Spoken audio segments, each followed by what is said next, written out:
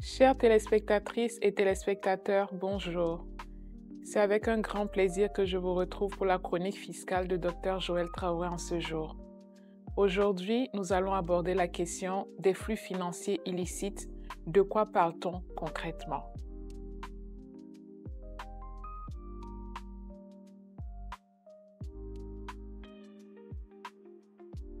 Mesdames, Messieurs, bonjour. Je suis ravie de vous retrouver aujourd'hui pour la chronique fiscale de ce mois qui portera sur les flux financiers illicites.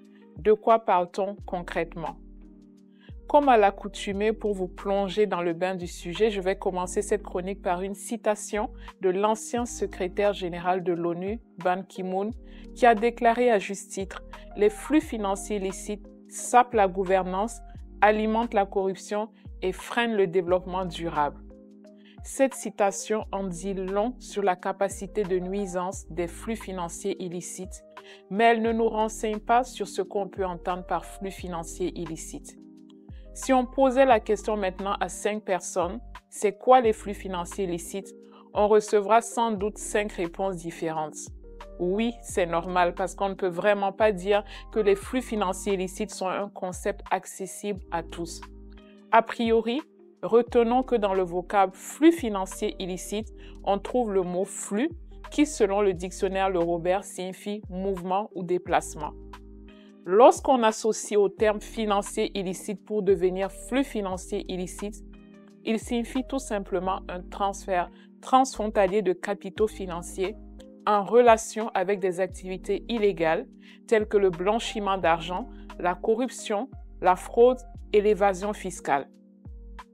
Les flux financiers illicites font donc référence aux fonds dont l'origine ou l'utilisation sont illicites. Eu égard à ce qui précède, il n'existe pas de consensus sur le concept de la définition des flux financiers illicites, si bien que 2 principales définitions ont émergé. La première prône la définition au sens strict et la seconde penche pour la définition au sens large. Au sens strict, les flux financiers illicites sont assimilés aux transferts financiers transfrontaliers qui sont de toute évidence dans l'illégalité. Pour les partisans de cette conception stricte, les flux financiers illicites supposent qu'il y a une infraction à la loi, c'est-à-dire que les transferts liés à l'évasion fiscale relèvent de flux financiers illicites, tandis que les stratagèmes d'évitement fiscal ne doivent pas être considérés comme des flux financiers illicites pour les partisans de cette définition. En revanche, les flux financiers illicites au sens large convoquent l'idée de l'éthique en ce sens que tous les actes violateurs de la loi ou non constituent des flux financiers illicites du moment qu'ils sont contraires à l'éthique. D'ailleurs, les défenseurs de cette conception considèrent que les pratiques d'évitement fiscal peuvent être incluses dans la conception large des flux financiers illicites. C'est cette dernière conception qui a été adoptée à large échelle dans les discussions sur les flux financiers illicites à visée fiscale. Maintenant que vous êtes bien éclairés, du moins je l'espère, sur ce qu'il faut entendre par flux financiers illicites, voyons à présent les différentes formes de flux financiers illicites qui existent. Sachez d'emblée qu'il existe plusieurs formes de flux financiers illicites, mais les principales sont la fraude et l'évasion fiscale, le blanchiment d'argent, la corruption et le détournement de deniers publics, le commerce illicite, la fausse facturation commerciale, les transferts non déclarés de capitaux ou encore l'utilisation abusive des conventions fiscales. Concernant la fraude et l'évasion fiscale, il faut rappeler que les 2 notions sont étroitement liées, mais elles ne sont pas identiques, loin de là. La fraude fiscale consiste à user de moyens illégaux pour échapper à l'impôt, tandis que l'évasion fiscale repose sur des procédés légaux visant à soustraire à l'impôt tout ou partie de la matière imposable sans contrevenir formellement à la loi. Dans tous les 2 cas, la finalité reste la même, à savoir la réduction de la charge fiscale. C'est le cas par exemple du transfert artificiel de bénéfices ou des sous-déclarations de revenus. Quant au blanchiment d'argent, il consiste plutôt à dissimuler l'origine illicite d'un revenu ou des fonds provenant d'un crime ou d'une activité illégale. À titre d'exemple, on peut citer le trafic de drogue, le trafic d'êtres humains, la contrebande, le terrorisme et bien encore. La corruption et le détournement de fonds publics sont quant à eux ces pratiques répréhensibles dont l'objet est de transférer vers des comptes offshore de l'argent acquis par des pots de vin ou par l'enrichissement illicite. Les paiements indus aux fonctionnaires en échange de l'attribution des marchés publics en sont un net exemple. Parlons à présent de la fausse facturation commerciale qui, elle, renvoie à la manipulation des prix d'importation et d'exportation pour réduire les droits de douane. C'est le cas par exemple de fausses déclarations à l'import-export ou encore de dissimulation de quantités réelles à la douane. Sachez qu'une pratique commerciale ou fiscale est qualifiée de flux financier illicite dès lors qu'elle a pour effet de réaliser un transfert transfrontalier illicite de capitaux. Je souligne en rouge le mot illicite car tous les transferts transfrontaliers de capitaux ne doivent pas être considérés comme des flux financiers illicites puisqu'il y en a qui sont autorisés. Il est cependant à noter que, faute de temps, je n'ai pas pu citer toutes les formes de flux financiers illicites. Cependant, celles que je viens de vous énumérer sont les formes principales et les plus fréquentes. Lorsqu'on parle de flux financiers illicites, les gens ont tendance à croire que c'est encore une notion abstraite du jargon économique ou financier.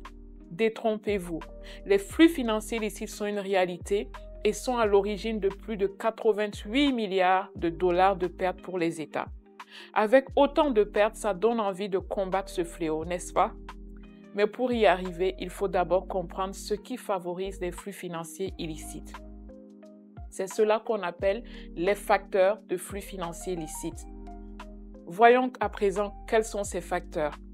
De manière générale, les flux financiers illicites sont favorisés notamment par la faiblesse des institutions et de la gouvernance, l'opacité du système financier international, la manipulation des échanges commerciaux, les failles dans les systèmes juridiques et fiscaux mondiaux. Pour ce qui concerne la faiblesse des institutions et de la gouvernance, c'est le cas lorsque les institutions sont faibles au point qu'elles n'arrivent pas à contrôler la circulation des capitaux. Les acteurs économiques en profitent dès lors pour transférer leurs revenus vers des paradis fiscaux où ils sont moins taxés.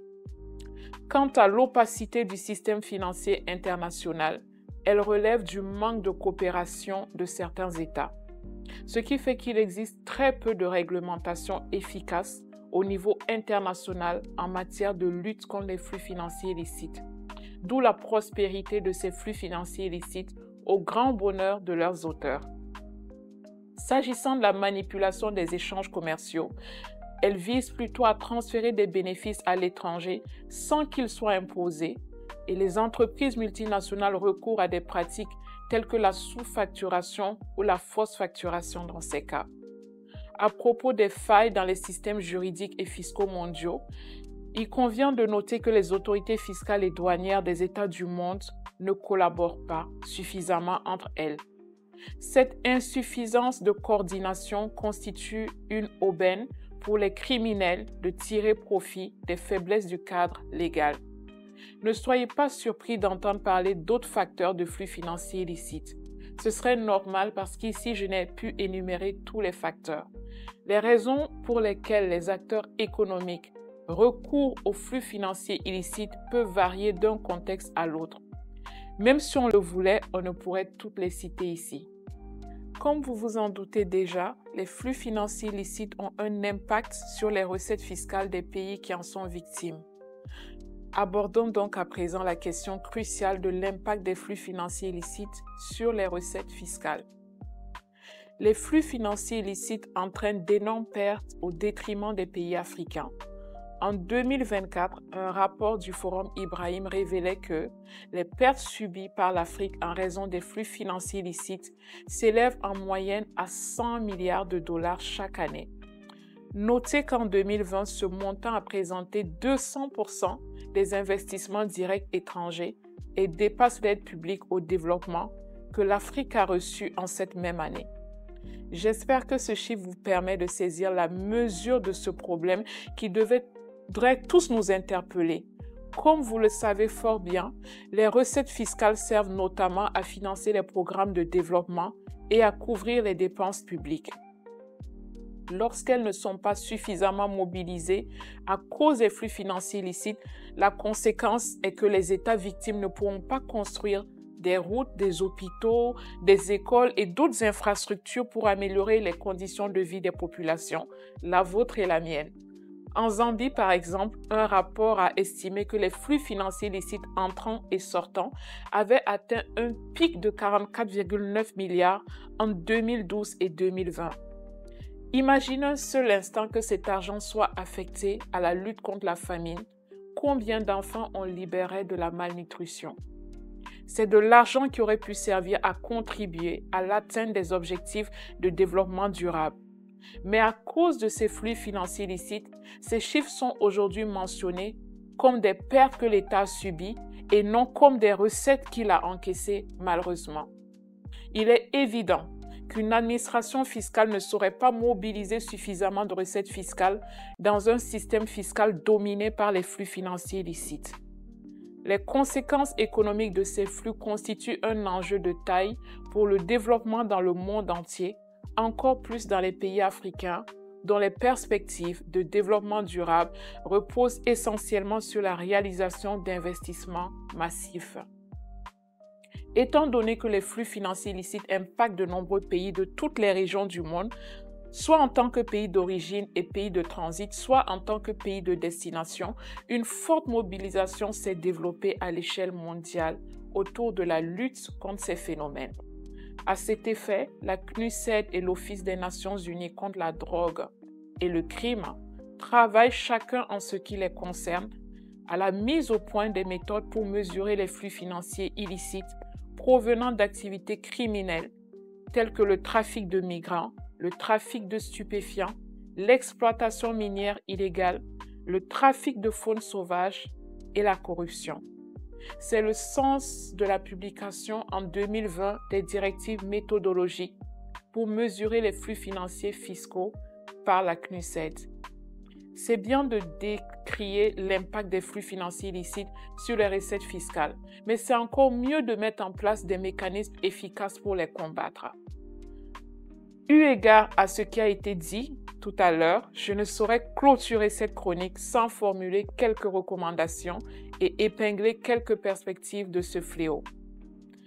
Bien que les pays africains soient les plus vulnérables aux flux financiers illicites, il est nécessaire de rappeler que ces phénomènes touchent tous les pays du monde. Ainsi, la déclaration de l'OCDE de 2016 placée sous le thème « La question des flux financiers illicites est au cœur du programme de l'action internationale » invite tout simplement la communauté internationale à s'unir car le blanchiment de capitaux, la fraude fiscale et la corruption transnationale qui constituent l'essentiel des flux financiers illicites touchent les pays. En effet, les flux financiers illicites ont un lien avec le développement durable pour lequel tous les pays du monde se sont engagés. Pour ce faire, la lutte contre les flux financiers illicites a été intégrée dans l'objectif de développement durable CS4 pour marquer le lien entre le développement durable et les flux financiers illicites. Entendu que les flux financiers illicites entravent la réalisation des objectifs de développement durable, il a été prévu d'ici à 2030 de réduire nettement les flux financiers et le trafic d'armes, de renforcer les activités de récupération et de restitution des biens volés et de lutter contre toutes les formes de criminalité organisée. Pour mesurer le suivi des progrès accomplis dans la réalisation des objectifs de développement durable, l'Assemblée générale de l'ONU avait adopté en 2017 un cadre d'indicateurs et la valeur totale des flux financiers entrants et sortants a été retenue comme indicateur d'évaluation des mesures de progrès vers l'objectif CS4. Cela veut dire que les flux financiers illicites préoccupent tout le monde, si bien que l'expression est employée dans les principales institutions multilatérales telles que l'ONU, la Banque mondiale, le Fonds monétaire international et l'Union africaine.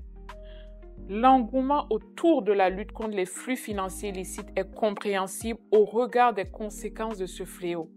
Cela dit, les flux financiers illicites peuvent épuiser les réserves de change, fausser la concurrence, réduire les recettes fiscales et les recettes publiques. Ces pratiques détournent des ressources qui auraient pu servir à financer les dépenses publiques et peuvent également encourager l'émergence de nouvelles activités criminelles ou encore conduire à l'exploitation abusive des ressources naturelles par les pays en développement en quête constante de moyens pour soutenir leur développement économique. Pour lutter efficacement contre ces flux financiers illicites, il importe de prendre des mesures qui se rapportent notamment au renforcement des systèmes fiscaux, à la coopération internationale et à la transparence des industries extractives. Ces mesures ne sont pas exhaustives, loin de là, mais elles s'attaquent au nœud du problème. Comme vous l'avez compris, les flux financiers illicites constituent un fléau qu'il faut absolument endiguer pour le bien de tous les États du monde. Chères téléspectatrices et téléspectateurs, j'espère que cette chronique vous aura édifié. Retrouvons-nous donc à la prochaine chronique pour parler de la nouvelle gouvernance fiscale internationale. Ensemble, brisons les barrières d'accès au savoir.